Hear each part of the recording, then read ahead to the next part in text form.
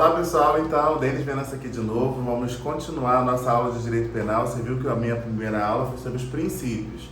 Você aprendeu ali como é que funciona, sobre a legalidade, a anterioridade, enfim, da insignificância. E hoje nós vamos falar sobre a aplicação da lei penal, mas a lei penal no tempo. O que significa isso? Vocês lembram que eu falei para vocês lá que existe hoje o abolitio criminis? O que é isso? Quando você tem uma lei que revoga um crime que anteriormente era assim considerado, a gente chama isso de abolitio criminis. E o que vai acontecer? Igual eu falei para vocês, ó, uma suposição. Nós temos o Estatuto do Desarmamento. Aí ficou cogitado na época do Bolsonaro se ia barrar isso, acabar com esse estatuto, ficaram até de fazer um novo referendo para saber se a população queria derrubar esse Estatuto do Desarmamento. O que ia acontecer? Vamos supor que a população decidisse derrubar.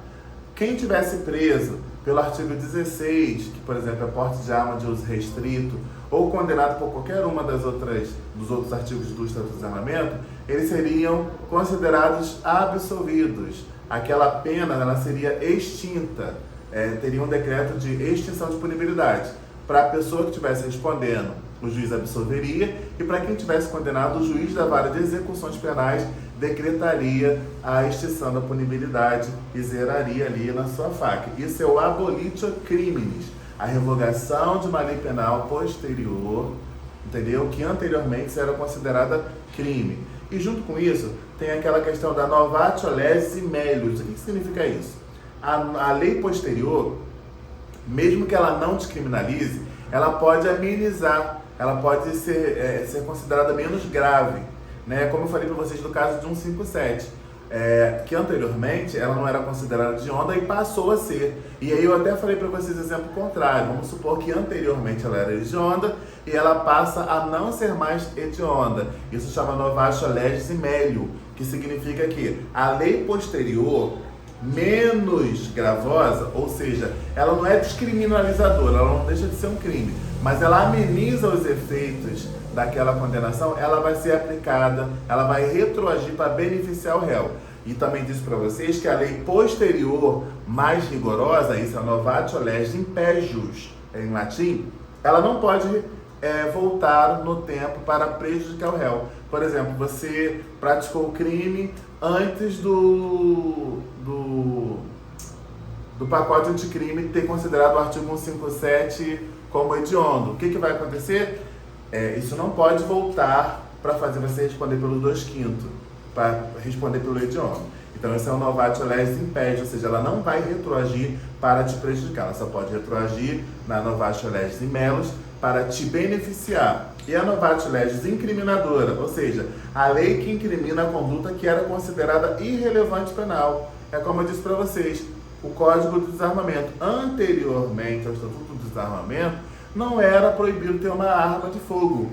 Então, com essa nova lei, passou a ser crime, mas ela não pode criminalizar quem anteriormente tinha. Aí eu falei para vocês sobre aquele período, né, de que teria para devolver suas armas. Isso chama novatio legis incriminadora. Se não tiver lei nova, não pode, tá bom?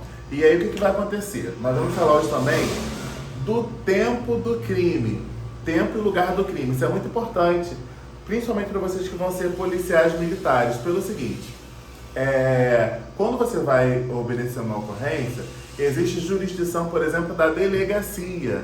Tem delegacia que, por exemplo, a 54DP, ela tem a jurisdição de Belfor Roxo. O crime aconteceu em Belfor Roxo. Para onde você vai levar aquela pessoa? Você vai levar ela para a 54DP. O crime aconteceu no município de Nova Iguaçu. Você vai levar para onde? Ou para 52, ou para 58. As delegacias que estão ali naquela cidade, naquela jurisdição. Então, isso é o lugar do crime. E o tempo do crime é o seguinte: considera praticado o crime no momento da ação ou omissão. Eu dei um soco agora, hoje, no dia 20 de janeiro de 2023. Qual é o tempo do crime? O tempo do crime é hoje. Isso você vai encontrar no artigo 4º do Código Penal. Então, o Código Penal ele tem a teoria da atividade ou ação. O crime foi praticado hoje, então hoje é a data do crime. O registro de ocorrência vai ser lavrado hoje.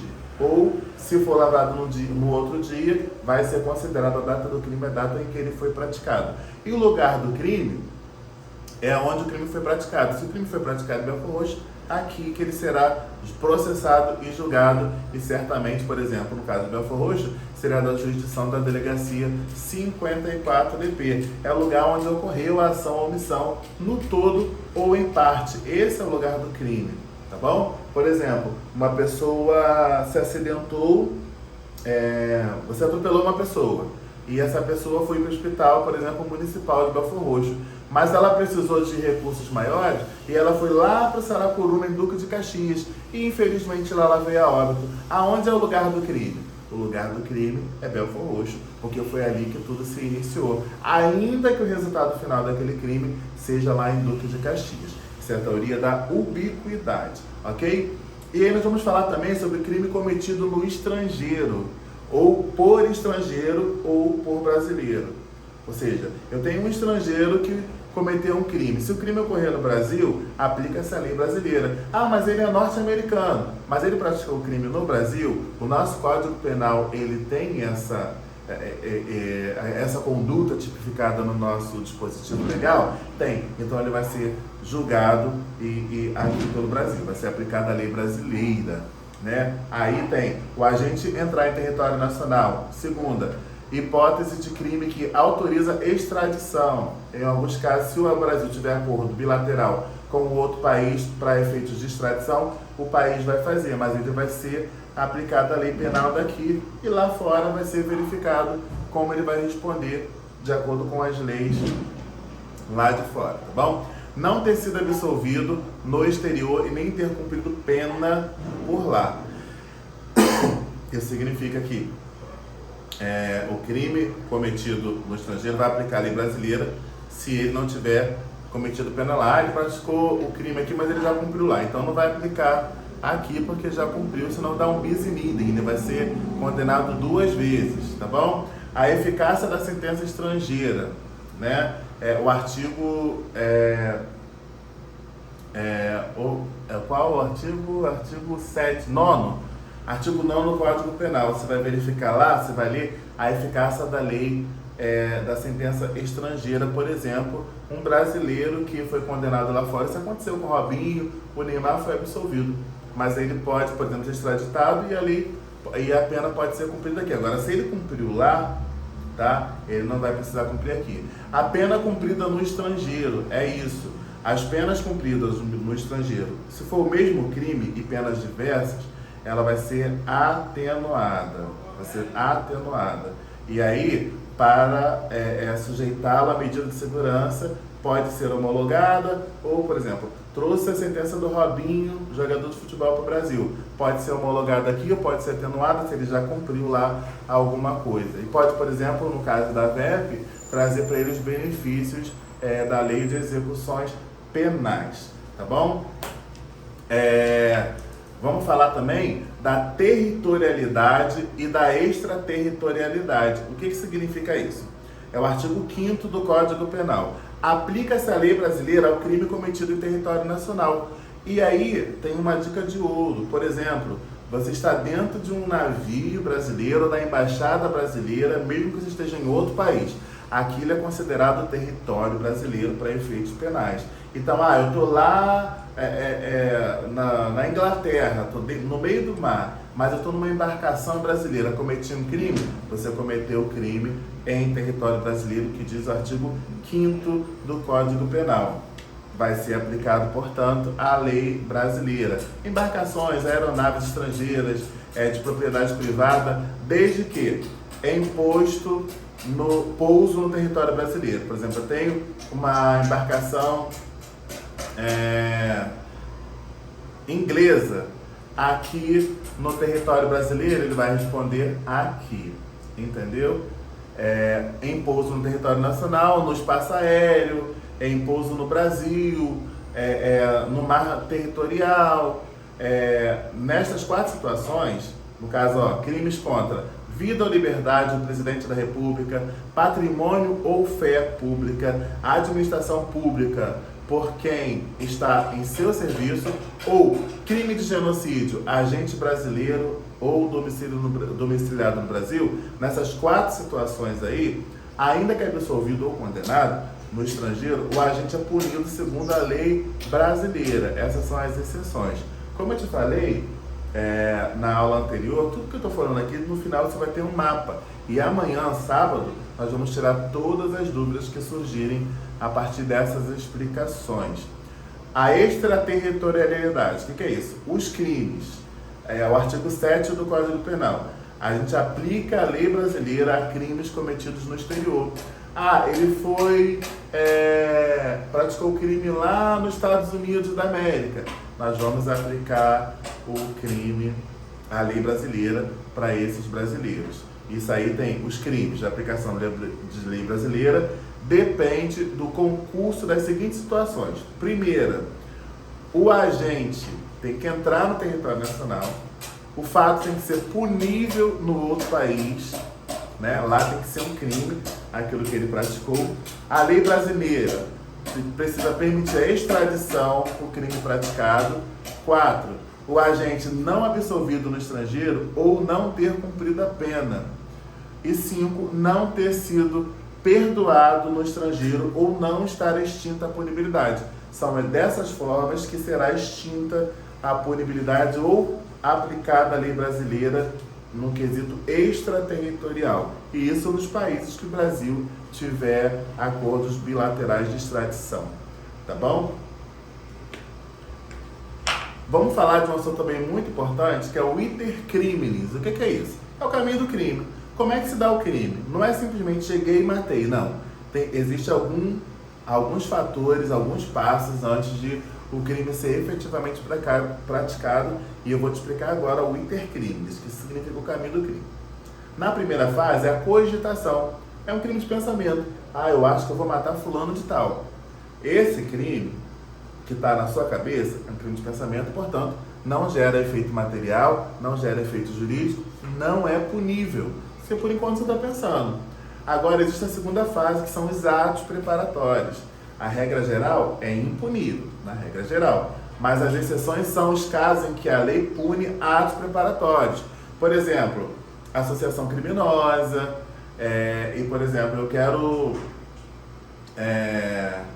a associação criminosa é um exemplo claro dos atos preparatórios, que você está ali já se organizando com pessoas para a prática do crime penal. Então a jurisprudência e a doutrina entendem que a associação criminosa é sim um ato preparatório e pode ser punido desde já. Na terceira fase são os atos executórios, é quando eu vou efetivamente praticar o crime. O agente inicia a realização do crime, e aí tem a teoria do objetivo formal. O que é isso? Ela é adotada no Brasil e aponta como ato executório aquele que inicia a realização do núcleo do tipo, ou seja, o crime. Por exemplo, eu quero matar alguém, eu começo a botar veneno na comida dele, aos poucos, então eu já estou executando. Ele já morreu? O objetivo é matar. Ele não morreu, mas eu já estou acrescentando pequenas doses de veneno na comida dele, portanto, isso pode ser tido como ato executório iniciado. E a quarta fase é a fase da consumação, é quando o crime efetivamente ocorreu, reúne todos os elementos da sua definição legal. Por exemplo, eu queria matar uma pessoa envenenada, nos atos preparatórios eu fui colocando veneno. E no final eu aumentei a dose, pronto, de cara a pessoa foi lá e morreu. Então, morreu, artigo 121 do Código Penal, homicídio, matar alguém. Eu atingi o meu objetivo final, que era matar aquela pessoa. O artigo 14, inciso 1º do Código Penal fala sobre isso. Existe também uma coisa chamada tentativa. O que é isso, gente? A tentativa, ela já se iniciou a execução. O crime não se consumou por circunstâncias alheias à vontade do agente. A pena pode ser diminuída de 1/3 a 2/3. Eu queria matar alguém. Eu dei um tiro para matar. Mas eu não atingi de forma fatal. Então eu tenho uma tentativa de homicídio. E aí existe uma outra coisa. Eu posso continuar dando tiro, mas se eu parei de dar o tiro, existe uma desistência voluntária. E vocês precisam entender isso, que isso cai muito em prova. A desistência voluntária, o que é? O agente voluntariamente interrompe a execução, aí ele responde só pelos atos praticados. Eu dei um tiro, esse tiraço pegou, machucou a pessoa. Isso pode ser uma tentativa de homicídio ou pode ser desclassificado por uma lesão corporal grave, dependendo da lesão que você deixou na pessoa. Você, por motivos alheios da sua vontade, você teve uma desistência voluntária. Não quero mais matar ele. Parei de dar o tiro. Pronto. Existe o arrependimento eficaz. O agente esgota a execução, mas impede voluntariamente o resultado. Ele responde pelos atos já praticados. Eu dei um veneno para a pessoa com o objetivo de matar, mas aí eu fiquei arrependido, eu dei um antídoto para que ela não morresse. Eu tive um arrependimento eficaz. Por conta daquele antídoto, aquela pessoa não morreu. E aí, eu tenho também um arrependimento posterior, que é o crime sem violência ou grave ameaça. Eu reparo o dano ou restituo a coisa, e até o recebimento da denúncia ou queixa. Significa que, por exemplo, eu pratiquei um furto. Eu peguei o celular de alguém na escola, mas cheguei em casa, não consegui dormir. E aí, aquela pessoa já ia fazer uma ocorrência policial e eu falo para ela, olha só, me desculpa, eu peguei seu telefone, mas eu quero te devolver. Eu tive um arrependimento posterior. No dia seguinte fui lá e devolvi aquele celular para aquela pessoa. Então, eu me arrependi do furto que eu pratiquei. Tá claro para vocês? Estou falando um pouquinho rápido, porque a matéria é muito extensa e vou fornecer para vocês alguns mapas. Então, eu estou falando de um jeito também que vocês consigam entender, por isso que eu estou dando alguns exemplos. Temos a teoria, nos atos preparatórios e atos executórios, você vai ver a diferença entre um e outro. Nos atos preparatórios, eu tenho a teoria do objetivo individual, que é o quê? O ato executório, ele é aquele realizado no período imediatamente anterior ao início da realização do fato típico. Eu já peguei o meu carro, eu já fui para a porta da pessoa, eu já entrei na casa, o meu objetivo é roubar alguma coisa daquela casa ou furtar alguma coisa daquela casa, então eu já iniciei os preparatórios. Eu não roubei efetivamente ainda, mas eu já estou na porta da casa da pessoa, já estou entrando na casa da pessoa. Eu já estou nos atos preparatórios para o dolo que é de furto ou roubo. A gente pegou o carro para a porta da residência da pessoa, eu já comecei os atos executórios. E aí quando eu abro o portão, eu já entro na residência daquela pessoa, eu já iniciei imediatamente aquele objetivo material. Eu cheguei já a entrar na casa da pessoa para atingir a finalidade da minha conduta, que seria roubar. A teoria da hostilidade ao bem jurídico ou critério material, isso é do Nelson Hungria.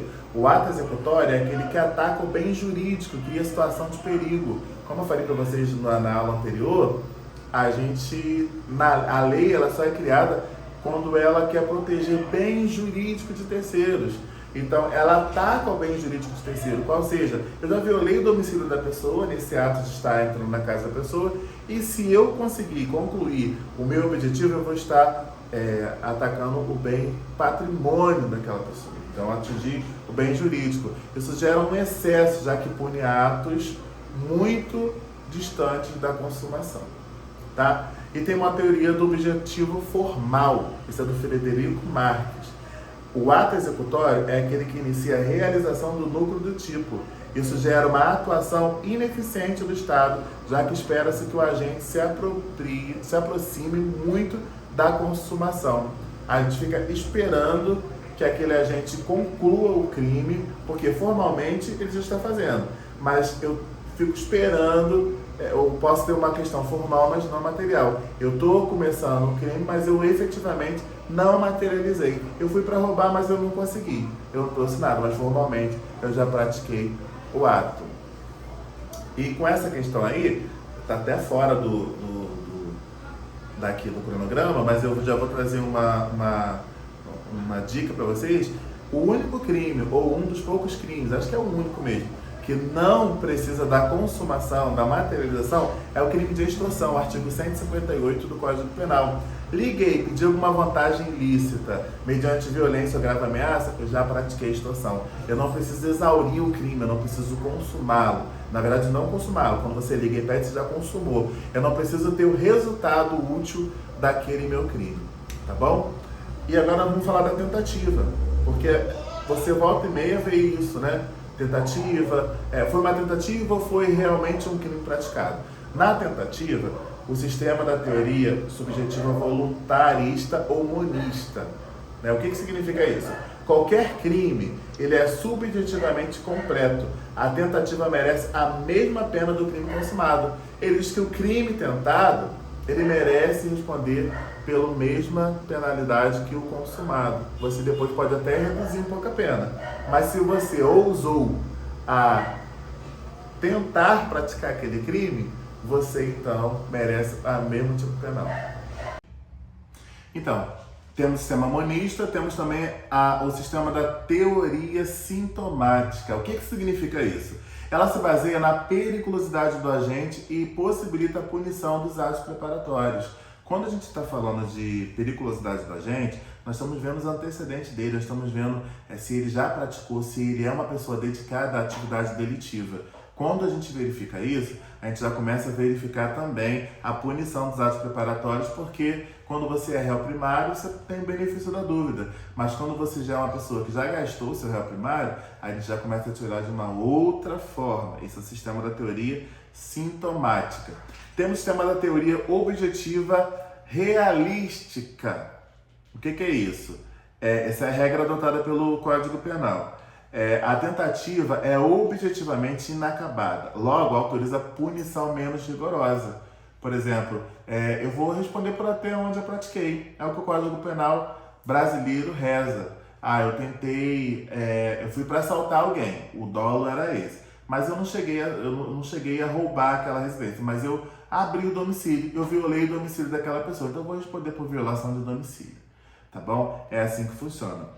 E é sistema ou teoria da impressão objetiva subjetiva. Ela limita o alcance da teoria subjetiva, ela pune a tentativa apenas a partir do momento em que a conduta ela abala a confiança da vigência da norma no ordenamento ou transita a mensagem de perturbação da segurança jurídica. A redução de pena de 1/3 a 2/3 normalmente. A classificação doutrinária é a seguinte: imperfeita e inacabada. É aquela onde a gente é impedido de continuar os atos executórios. Por motivos da lei ou sua vontade, ele não consegue concluir aquilo que ele praticou. Isso é imperfeita ou inacabada. Perfeita ou acabada quando o crime falho é quando a gente pratica todos os atos executórios, mas por circunstâncias alheias ao crime, ele não se consuma. Por exemplo, devenendo, a pessoa não morreu. Ela tem uma resistência àquilo. Mas eu tentei matar uma pessoa.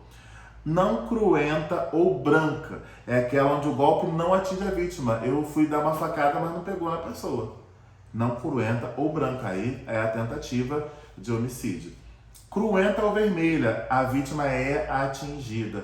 Eu fui para dar uma facada na pessoa. Assim, na verdade era para matar. Eu não matei, mas eu atingi. Eu lesionei aquela pessoa. A faca entrou no corpo daquela pessoa. Então essa é a vermelha. A vítima foi atingida, ainda que o resultado final não seja o que eu pretendia.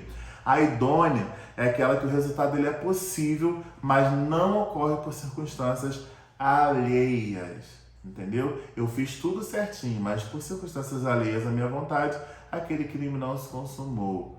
Tá? E a inidônea é caso o crime possível por absoluta ineficiência do meio empregado ou impropriedade do objeto material. Eu usei uma bala que estava vencida e aí não teve impacto suficiente para matar uma pessoa, mas eu cheguei a dar o tiro.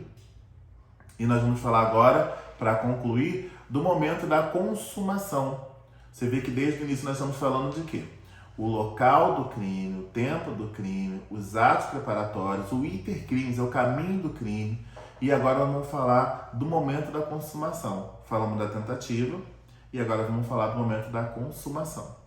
No crime omissivo impróprio, a consumação ela é a produção do resultado naturalístico, o crime do garantidor. No crime omissivo próprio, a consumação é um momento de descumprimento ou não fazer imposto pelo tipo mandamental. Por exemplo, omissivo próprio é quando eu descumprir alguma coisa que eu poderia ter feito para que aquele crime não fosse praticado. Por exemplo, uma omissão de socorro, por exemplo, um médico que não tem diligência no atendimento de um paciente grave. Né? No crime qualificado pelo resultado, né? A consumação ela é a produção do resultado mais grave. Tá? O resultado mais grave ele vai qualificar aquele crime. tá bom? No momento que aquele resultado mais grave acontecer. Por exemplo, no que eu disse para vocês, eu atropelei uma pessoa e o crime homicídio ele ocorreu dias depois após a internação daquela pessoa. E aí o momento da consumação do crime de homicídio vai ser aquele momento que a pessoa faleceu, tá bom? O crime habitual é a consumação, exige a reiteração da conduta típica. Eu estou sempre fazendo aquela conduta, estou sempre praticando aquele mesmo crime, né?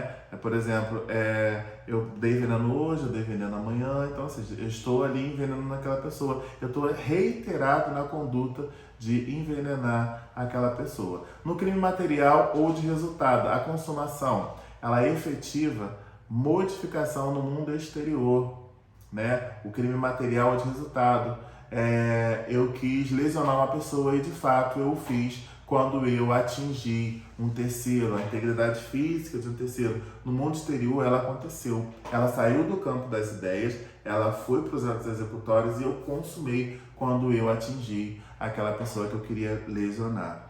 No crime formal ou de consumação antecipada, dispensa a modificação no mundo exterior e o crime se consuma no momento da ação. Como eu disse para você, o crime de extorsão. No momento que eu liguei para a pessoa e fingi estar com alguma família dela sequestrada e tal, eu já consumei sem que aquela pessoa sem que aquela pessoa de fato tivesse sequestrada e sem que eu tivesse recebido alguma vantagem para a liberação dessa suposta pessoa sequestrada. Ele não teve uma mudança no mundo exterior, mas ele formalmente foi consumado. A extorsão é um crime formal, é um exemplo de crime formal. No crime de mera conduta ou simples atividade, a consumação, a lei descreve apenas a conduta e o crime resta consumado quando esta é praticada. Mera conduta, né? O Código Penal, ele estabelece o que é crime, o que não é, e no momento que eu simplesmente pratiquei a conduta, o crime resta consumado quando esta é praticada. Por exemplo, como eu falei para vocês aí, a extorsão. Liguei e pedi vantagem, é a mera conduta. Só o fato de eu ligar e pedir a vantagem devida, eu já pratiquei. O crime já está consumado, tá? No crime permanente, a consumação, ela se protrai no tempo que o agente cesse sua prática. Por exemplo, eu saí para roubar e aí eu tenho um crime permanente. Eu roubei hoje, eu roubei amanhã, por exemplo, um funcionário que rouba a sua empresa, né? Ele rouba hoje uma peça de carne, amanhã ele pega um pedaço de queijo e tal. E esse crime ele vem vindo permanente. E aí em algum momento o dono do estabelecimento ele percebe e aí ele verifica nas câmeras que aquele crime ele vinha sendo efetivo. No dia que ele cessou a prática, é o momento que o crime foi consumado. Gente, direito penal é uma matéria que é corriqueira, o dia a dia. Eu procuro trazer exemplos para vocês, para que vocês entendam de uma maneira muito simples, porque pode cair na prova de vocês. Eu estou selecionando muito bem os itens para a gente não ficar aqui estendendo muito e para que você consiga assistir numa única aula e tirar todas as suas dúvidas. A minha dica de ouro é sempre, faça suas anotações e todo sábado tem uma live. Eu não vou dar só direito penal, é direito penal, processo penal. Eu estou esgotando o direito penal para vocês. Acredito que mais 2 ou 3 aulas eu termino todo o conteúdo de uma maneira muito prática. Esses vídeos, eles estão no meu Instagram e muito em breve também estarão no YouTube, à vontade, livre, 0800, gratuito, para você assistir, aprender, compartilhar. E um grande importante para mim, para você, curte lá a minha página, me segue, porque toda novidade que eu tiver referente à prova, eu vou estar passando aqui no meu Instagram, tá bom? Deus abençoe, vamos até a vitória final.